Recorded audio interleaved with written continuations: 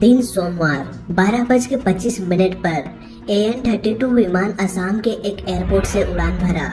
इस प्लेन को अरुणाचल प्रदेश जाना था, पर अफसोस ये वहां तक पहुंच ही नहीं पाया। उड़ान के लगभग 30 मिनट बाद प्लेन लापता हो गया और ATC से भी कनेक्शन टूट गया। इस प्लेन में 13 लोग सवार थे, पर किसी की भी खबर अब तक नहीं मिल पाया है। हालांकि आप जब ये वीडियो देख रहे हो तब हो सकता है प्लेन का पता चल गया हो। आज दिन है 9 जून 2019 और 6 दिनों के लगातार खोजबीन के बाद भी प्लेन का कुछ भी पता नहीं चल पाया है। प्लेन का ATC से कनेक्शन टूटने के बाद कई सारे हेलीकॉप्टर्स, फाइटर प्लेन्स उस एरिया में भेजा जा चुका है।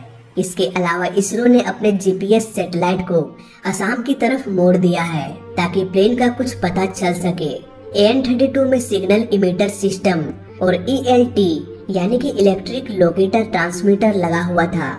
ये इमिटर इमरजेंसी कंडीशन में डिस्ट्रेस सिग्नल सेंड करता है, जो कि सैटेलाइट रिसीव करता है और एक्यूरेट लोकेशन का पता चल जाता है। पर AN-32 के मिसिंग के बाद ये सिग्नल इमिटर ने भी किसी तरह का कोई भी सिग्नल इमिट नहीं किया। इसके अलावा इस प्लेन में ग्राउंड प्रोक्सीमिटी वार्निंग सिस्टम यानी कि GPWS लगा हुआ था।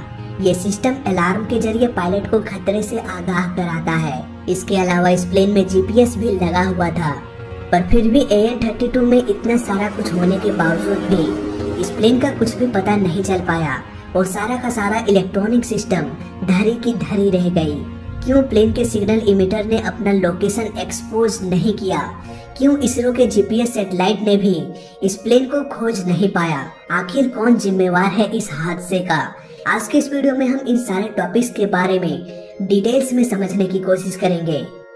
1980 के दशक में इंडिया ने सोवियत संघ से AN-32 खरीदा था, पर बाद में सोवियत संघ और यूक्रेन अलग हो गया और AN-32 की पूरी जिम्मेवारी यूक्रेन पर आ गया। यूक्रेन की खुद की हालत सही नहीं था, इसीलिए उसने AN-32 के पार्ट्स को बनाना बंद कर दिया था। फिर आया साल 2009, यानी कि प्लेन के खरीदने के 30 साल बाद AN-32 असम से उड़ान भरा और इन्हीं जंगलों में कहीं क्रैश हो गया।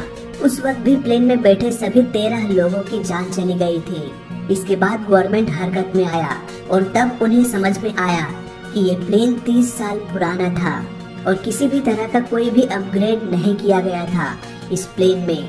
इसके बाद इंडिया ने एक डील साइन किया यूक्रेन से $400 मिलियन का, जिसमें यूक्रेन को 40 AN-32 एयरक्राफ्ट को अपडेट करना था और नए मॉडर्न टेक्नोलॉजी का इस्तेमाल किया जाना था। पर साल बीतता गया और फिर आया साल 2015। अब तक एक भी प्लेन पूरी तरह से अपग्रेड नहीं हुआ था। इसके बाद सभी प्लेन्स को वापस इंडिया लाया गया।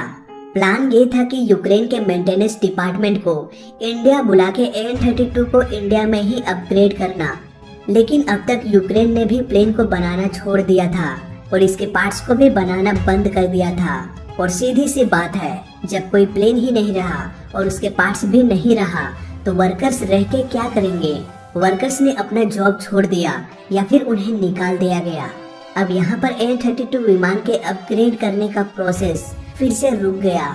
अब आप यहाँ पर सोच सकते हैं, हमारे भारतीय जवान जिस प्लेन में फ्लाई कर रहे थे वो 1980 यानी कि लगभग 40 साल पुराना एयरक्राफ्ट था, जिसे कभी भी पूरी तरह से अपग्रेड नहीं किया गया था। सपोज अगर आपको 40 साल पुरानी कार चलाने को दे दिया जाए जिसे कभी अपग्रेड ना किया गया हो, तो क्या आप उस कार में सेफ हैं? वेल नहीं। हालांकि इस प्लेन के साथ क्या हुआ था, क्यों ये ATC से डिस्कनेक्ट हो गया, इसका पता तो प्लेन के लोकेशन मिलने के बाद ही चल पाएगा। यहाँ पर एक बड़ा सवाल आता है कि इसरो के GPS सैटेलाइट ने भी प्लेन के क्रैश पॉइंट को क्यों खोज नहीं पाया। इसे भी हम समझ लेते हैं। GPS सैटेलाइट अर्थ के अराउंड ऑर्बिट करता है। इन सैटेलाइट्स में हाई पावर एंटीनास लगा होता है जो GPS डाटा को ब्रॉडकास्ट करते हैं और प्लेन का रिसीवर बहुत ही छोटा होता है।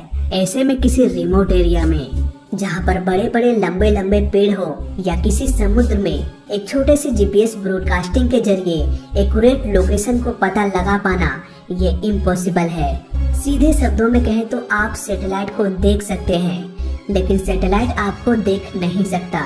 अगर प्लेन किसी रिमोट एरिया में क्रैश हो जाता है और क्रैश में किसी की भी जान बच जाती है तो वो इंसान GPS की मदद से खुद का लोकेशन देख सकता है और इसके बारे में रेस्क्यू टीम को बता सकता है।